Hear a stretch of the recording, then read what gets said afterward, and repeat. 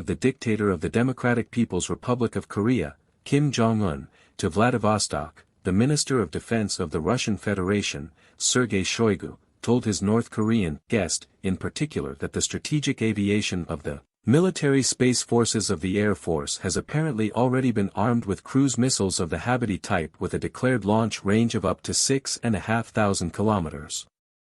This statement by Shoigu was accompanied by an alleged demonstration of a Tu-160 aircraft to Kim Jong-un, on which 2 cassettes of 6 missiles were allegedly placed, but the propaganda video did not show footage of the bomb bay and missiles in it.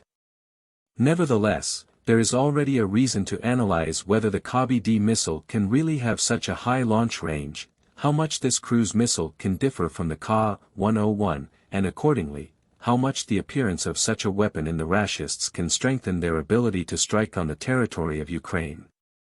For the first time, Russian resources announced the work on the missile of the Habity project in the year 2017. It is significant that even then it was announced that the Habity would be created on the basis of Ha-101, and would have similar characteristics.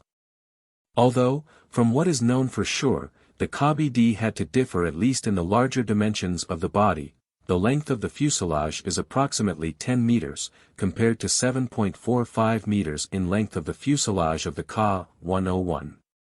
In turn, according to the same KBD, the indicator of the launch range, depending on the source, varied in the declared range from 3,000 kilometers to 6,500 kilometers, while according to Ka-101, the similar range varies according to some sources to 3,000 kilometers, for others, up to 5,500 kilometers.